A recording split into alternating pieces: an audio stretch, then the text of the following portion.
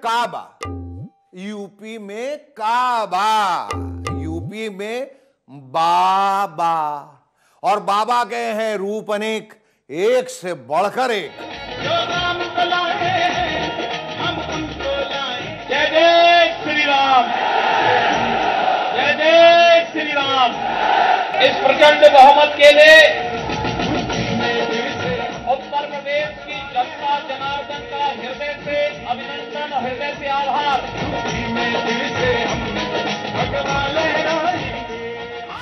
तो यूपी के मुख्यमंत्री योगी आदित्यनाथ जी ने इस चुनाव में रिकॉर्ड पर रिकॉर्ड तोड़ दी।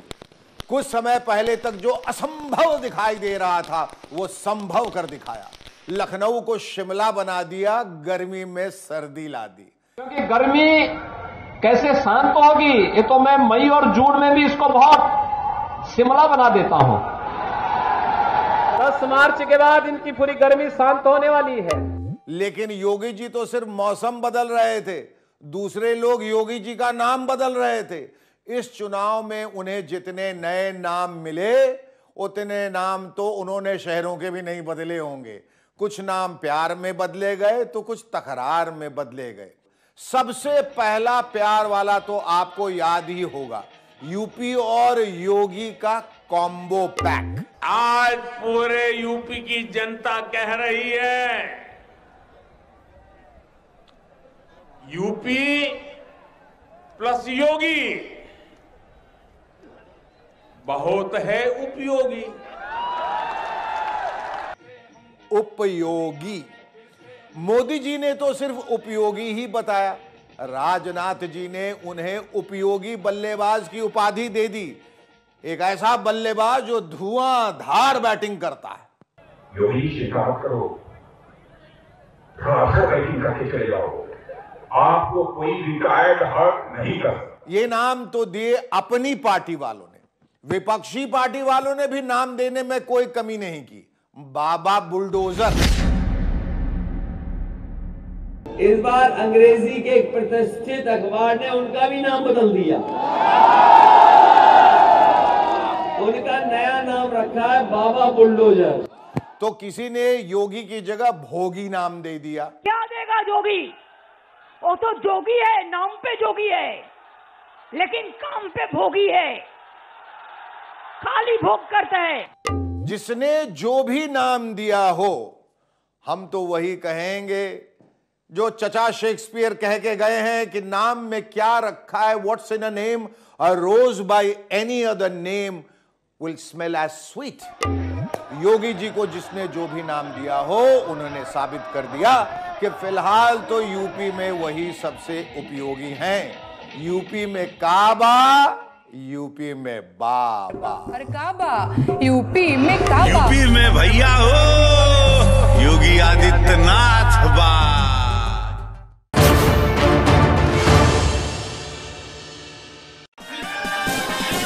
यूपी में साइकिल ही चलेगी, नहीं किसी की दाल गलेगी।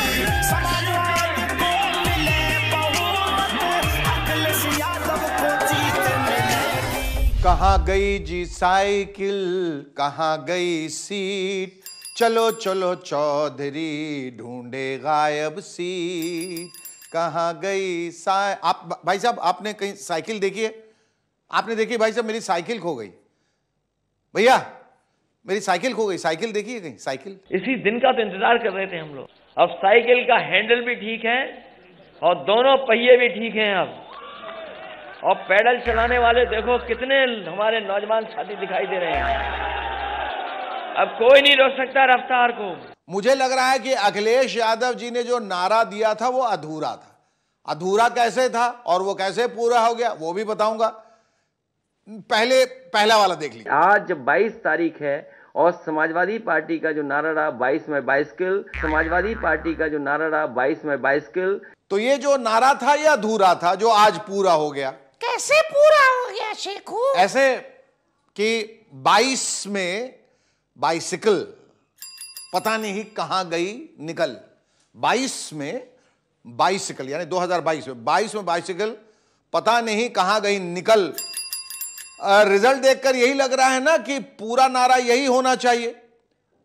चलिए खैर, साइकिल भी निकल गई, 22 भी निकल गया, अब 27 में क्या होना चाहिए बताऊं बंदरू? बताओ। 27 में कुछ ऐसा होना चाहिए, 27 हमारी साइकिल बड़ी नाइस। तो कैसी लगी मेरी चॉइस? यही है राइट चॉइस बबुआ। आहा। तड़प तड़प के इस दिल से आह निकलती रही, मुझको सजा दी प्यार की, ऐसा क्या गुनाह किया तो लुट गए, हाँ लुट गए। वाह वाह वाह वाह नहीं बंदरू, आह आह। आज कई दलों के नेताओं के दिल से आह आह निकल रही है। अखिलेश यादव, स्वामी प्रसाद मौर्य, कैप्टन अमरिंदर सिंह, चरणजीत सिंह चन्नी, नवजोत सिंह सिद्धू, प्रकाश सिंह बादल, सुखबीर सिंह बादल और बहन मायावती, सब के सब आह आह कर रहे हैं। वैसे तो हर चुनाव में ऐसे नतीजे आते हैं जो कुछ नेताओं के लिए सदमे की तरह होते हैं।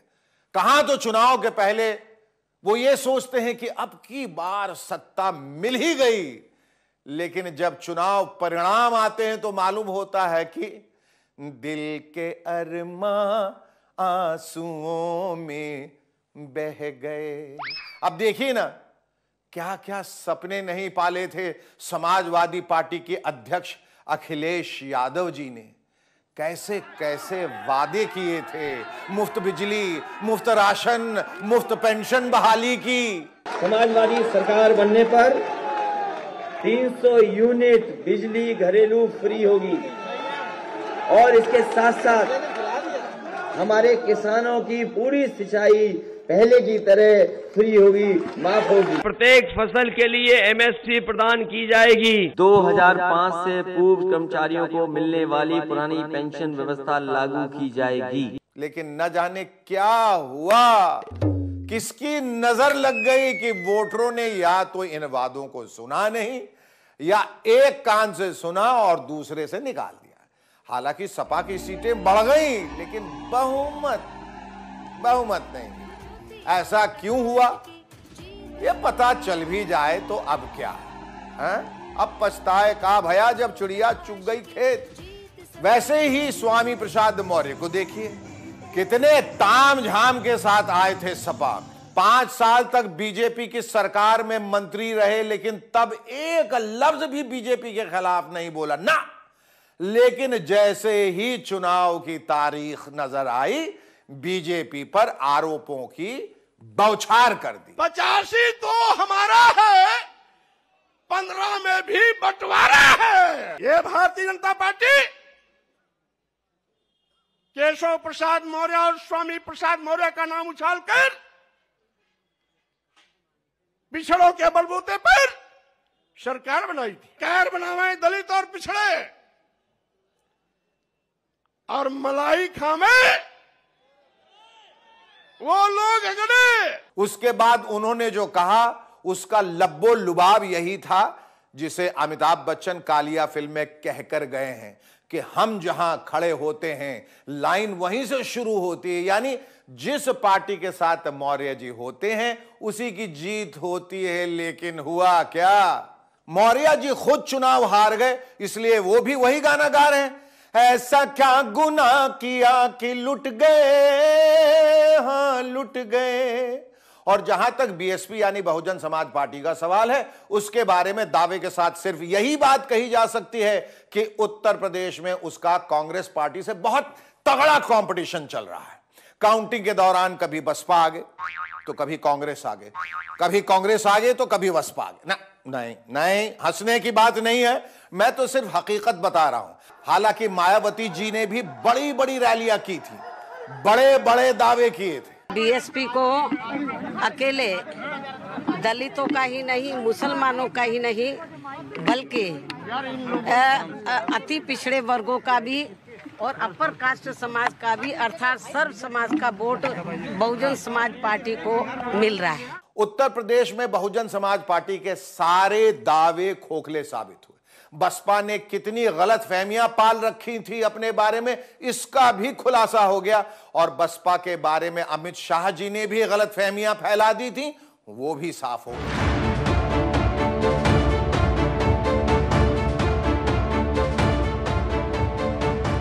तो कुल मिलाकर इन पार्टियों के कार्यकर्ता भी यही गा रहे हैं, ऐसा क्या गुनाह किया कि लुट गए, हां लुट गए। आपको एक बात बताऊं, ये जो वोटर नाम का प्राणी होता है ना, वोटर, वो बड़ा बेदर्द होता है, कमबख्त बड़ा बेदर्द होता है। अब नेता लोग ये समझते ही नहीं, अब इन ना समझों को कौन समझाए। जीत गया बाबा बुलडोजर वाला। बुलडोजर की निकली सवारी, बुलडोजर की महिमा है न्यारी, पीछे रह गई साइकिल की निकली सवारी, बाबा जी की महिमा है न्यारी। जीत गया बाबा बुलडोजर वाला। लेकिन अगर कोई सुरक्षा में सेंध लगाने का कार्य करेगा तो फिर बुलडोजर भी। इसलिए सरकार ने एक हाथ में विकास की छड़ी ली और दूसरे हाथ में बुलडोजर की स्टीयरिंग को भी पकड़ करके प्रदेश में अनवरत चलाने का काम किया है। तो जी आज दो ही नाम गूंज रहे हैं, बी फॉर बाबा और बी फॉर बुलडोजर। यानी बी फॉर बाबा के बी फॉर बुलडोजर ने बी फॉर बबुआ की बी फॉर बाइसिकल को बी फॉर बैक में छोड़ दिया, यानी बहुत पीछे छोड़ दिया। ये बाबा का बुलडोजर है, सर्विस करने के लिए गया था, 11 तारीख से बम माफिया पे चलने जा रहा है। वैसे बाबा जी की इस जीत में बबुआ जी यानी अखिलेश यादव जी का भी बहुत बड़ा योगदान है, बुलडोजर से भी बड़ा। बुलडोजर से भी बड़ा? वो कैसे शिखर? अरे देखा नहीं, अखिलेश भैया अपनी हर रैली में योगी जी का प्रचार कर रहे थे। योगी जी का प्रचार मतलब? अरे बी फॉर बंदरू, बी फॉर बेवकूफ। अरे याद नहीं, अखिलेश जी हर रैली में बाबा बुलडोजर ही बोलते रहे थे, याद नहीं है? तो देखो इस बार अंग्रेजी के एक प्रतिष्ठित अखबार ने उनका भी नाम बदल दिया, उनका नया नाम रखा है बाबा बुलडोजर। ये बुलडोजर वाले अपने बुल को नहीं संभाल पा रहे हैं, ये बुलडोजर वाले अपने बुल को नहीं संभाल पा रहे हैं। तो भैया जैसा कि मार्केट का रूल है कि जो दिखता है वही बिकता है, वैसे ही पब्लिक मार्केट का भी रूल है, जो सुनता है वो बिकता है। यानी जो सुनाई देता है वही बिकता है। कहां? पब्लिक के बीच में, और वही दिखाई देता है कहां? सीएम की कुर्सी पे। तो पब्लिक को बाबा और बुलडोजर ही सुनाई दिया और पब्लिक ने चुन लिया बुलडोजर।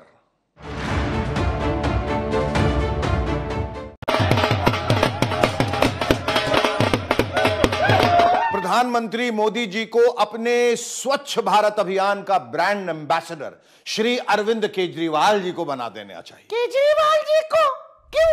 वो इसलिए क्योंकि मोदी जी के स्वच्छ भारत अभियान को अगर किसी ने दिल से अपनाया है, दिल से, तो वो है केजरीवाल जी की आम आदमी पार्टी। आम आदमी पार्टी अगर सफाई करती है तो पूरी तरह से करती है, सूबा साफ कर देती है, ऐसा झाड़ू चलाते हैं कि बाकी सारी पार्टियों को एकदम साफ ही कर देती। जितने बेईमान थे झाड़ू उठाया हाथ में, पंजाब से झाड़ू मार के बाहर कर दिया। 2 बार वो ये काम दिल्ली में कर चुकी है और अब पंजाब में भी कर दिया। कैसे कैसे धुरंधर थे पंजाब में, कैसे कैसे प्रकाश सिंह बादल, सुखवीर सिंह बादल, कैप्टन अमरिंदर सिंह, चरणजीत सिंह चन्नी और अपने सिद्धू पाजी। बात खत्म, खटैक। ये सब बड़े बड़े दिग्गज नेता कैसे कैसे बड़े बड़े दावे कर रहे थे। आपको लग रहा है कि कांग्रेस आज सब कुछ ठीक हो जाएगा? बिल्कुल आएगी, बिल्कुल आएगी। आम आदमी पार्टी ने इन सब का सफाया कर दिया। पंजाब में आपका झाड़ू नहीं, वैक्यूम क्लीनर चल गया।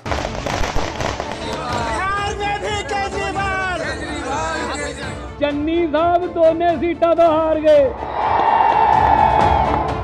हां, तो मैं कह रहा था कि दिल्ली के बाद आम आदमी पार्टी को पंजाब में बम्पर जीत मिली है। कांग्रेस, अकाली दल, बीजेपी सबका सफाया हो गया। कैप्टन साहब को इसका अंदाजा पहले ही हो गया था, शायद इसलिए वो पिछले कुछ दिनों से गजल गायकी का रियाज करने लगे थे। और मेरा दावा है कि अगर वो इसी तरह मन से रियाज करते रहे तो पटियाला घराने के सबसे बड़े सिंगर बन जाएंगे।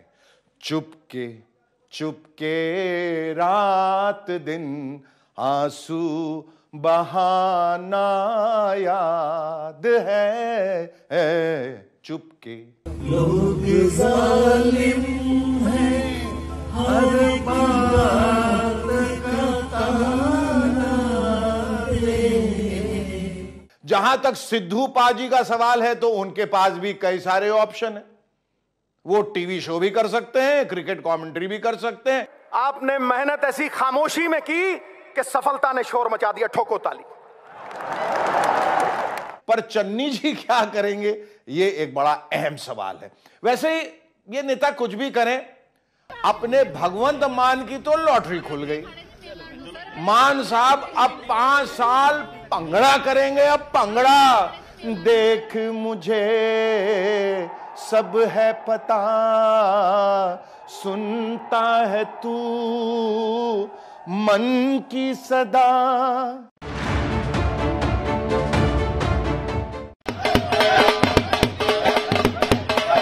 चन्नी साहब दोनों सीटा तो हार गए। चन्नी हारे या चन्नी हारे या चन्नी हारे या बेलिया। कि चरणजीत चन्नी जी को आज किसने हराया है? भदौर से लाभ सिंह उगोके। कौन है ये लाभ सिंह उगोके? मोबाइल रिपेयर करने वाली दुकान में नौकरी करता है। ऐसे व्यक्ति ने चरणजीत सिंह चन्नी को आज चुनाव में हराया है। बेचारे चन्नी साहब हार गए। और ये ज्यादा बुरी बात ये है कि काले अंग्रेजों से हार गए। पंजाबियों का लोगों का तुसी आगे ते खड़न ना पाओ, ये बहाते आके काले अंग्रेज राज करना चाहते। चन्नी साहब जैसे बेबी को बेस पसंद है ना, वैसे ही पंजाब वालों को काला अंग्रेज पसंद है, इस कलर का। क्योंकि मेरा रंग काला है, सबको पता है कि मेरी नीयत काली नहीं है, मेरी नीयत साफ है। पूरे इलेक्शन में चन्नी साहब केजरीवाल के ही पीछे पड़े रहे। उन्हें इतना ओवर नहीं, सुपर ओवर कॉन्फिडेंस था कि केजरीवाल जी को लड़ने के लिए भी चैलेंज कर दिया। ऐसा है, अगर उसको लगता है कि मैं हार जाऊंगा तो केजरीवाल यहाँ सीएम बनना चाहते हैं, खुद आ जाए ना मेरे खिलाफ। हाँ, नाले पता चल जाएगा कौन जीतता है कौन हारता। मैं तो उसको ओपन चैलेंज कर रहा हूँ कि आओ। इस चैलेंज का नतीजा आज हम सबने देख लिया। इस नतीजे से साबित हो गया कि नाइट वॉचमैन किसी तरह टुक टुक करके 2-4 ओवर तो निकाल सकता है, हमेशा सेंचुरी नहीं मार सकता। मेरे दिमाग में एक ब्रिलियंट आइडिया है which might prevent the political future and career of Rahul Gandhi which is now sinking like the Titanic। आजमा के देख लीजिए। मेरे ख्याल से राहुल गांधी जी को अब फुटबॉल खेलना सीखना चाहिए। चुनावी मौसम में फुटबॉल की बात कहां से आ गई? वही तो 5 राज्यों में हुए विधानसभा चुनाव में कांग्रेस की जो हालत हुई है उसे देखकर यही लगता है कि राहुल गांधी राजनीति का खेल ठीक से नहीं खेल पा रहे हैं। अब देखिए ना, केरल से राहुल गांधी का एक वीडियो वायरल हुआ है जिसमें वो बैडमिंटन खेल रहे हैं। पहले उसे देख लीजिए, फिर आगे की बात करें।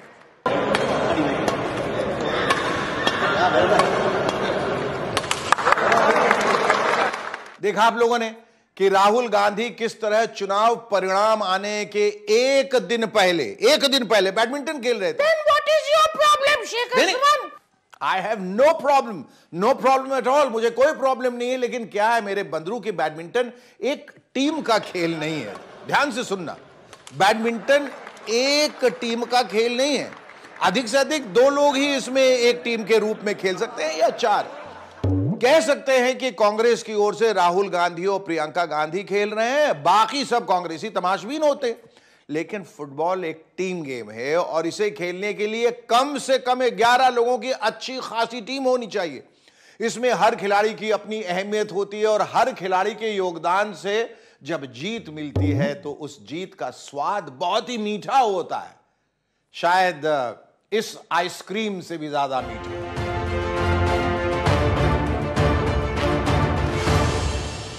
निश्चित रूप से राहुल जी को यह आइसक्रीम बहुत स्वादिष्ट लगी होगी, लेकिन जीत का स्वाद ज्यादा मीठा होता है और उसे चखने के लिए एक टीम की जरूरत होती है।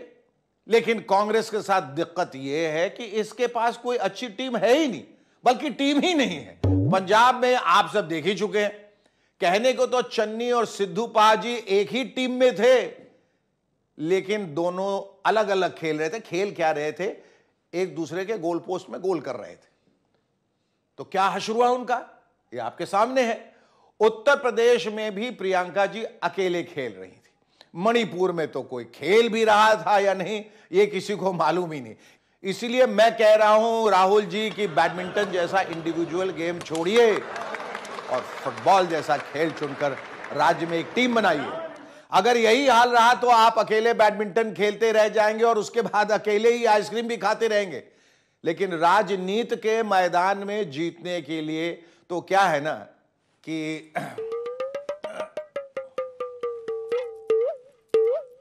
लोहे के चने चबाने पड़ते हैं राहुल जी, लोहे के।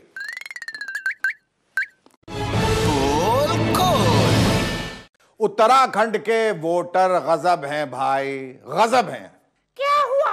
गजब हो गया। उत्तराखंड की जनता ने वर्तमान मुख्यमंत्री को भी हरा दिया और पूर्व मुख्यमंत्री को भी। वर्तमान मुख्यमंत्री बोले तो पुष्कर सिंह धामी और पूर्व मुख्यमंत्री बोले तो हरीश रावत। वैसे बीजेपी जीत गई लेकिन मुख्यमंत्री धामी हार गए। वही धामी जी जो पहले बड़े बड़े दावे कर रहे थे। हमारी प्रचंड बहुमत की सरकार बनेगी, इसको लेकर मैं आश्वस्त हूँ। हम पूरी तरह से आश्वस्त है कि अब की बार हमने नारा दिया है, अब की बार 60 पार और अब की बार 60 पार होने जा रहा है। वैसे अब इस तरह की बातें सुनने का क्या फायदा? पुष्कर जी इतिहास बन गए। उत्तराखंड की राजनीति में जितनी तेजी से पुष्प की तरह खिले थे उतनी ही तेजी से मुरझा भी गए। कितने अरमानों से बीजेपी ने उनको 2-2 मुख्यमंत्रियों को हटाने के बाद राज्य की कमान सौंपी थी, मगर धामी जी पता नहीं क्या करते रहे कि पार्टी तो जीत गई लेकिन वो खुद हार गए।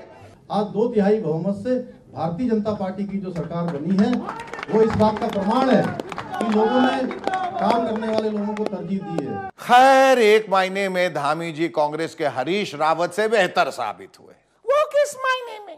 वो इस मायने में कि रावत जी खुद तो हारे ही, पार्टी को भी हरा दिया। यानी हम तो सनम डूबेंगे ही, तुम्हें भी ले डूबेंगे, यानी डबल रिकॉर्ड बना दिया। हम उत्तराखंड की जनता का विश्वास जीतने में थोड़े कम रह गए। मेरी अगुवाई में चुनाव लड़ा गया तो मैं जो हार हुई है उसकी पूरी जिम्मेदारी लेता हूं। हालांकि वो भी चुनाव के पहले कांग्रेस पार्टी के लिए बड़े ही आशान्वित थे। हमें पूरा विश्वास है कि हमको स्पष्ट बहुमत, बहुत अच्छा बहुमत मिलने जा रहा है। रावत जी के बारे में ये भी बता दूं कि उन्होंने सिर्फ उत्तराखंड में ही कांग्रेस की लुटिया नहीं डुबोई। पंजाब में कांग्रेस का जो बुरा हाल हुआ है, बल्कि बुरा से भी बदतर हाल हुआ है, उसमें भी रावत जी की बड़ी भूमिका रही है।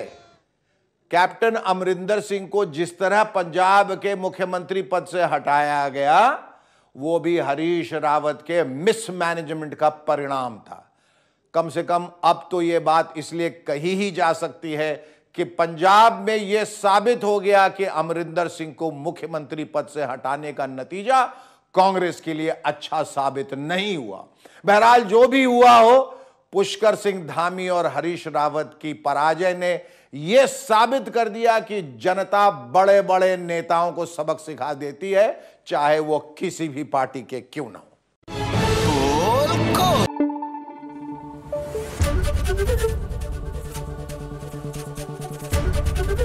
एबीपी न्यूज आपको रखे आगे।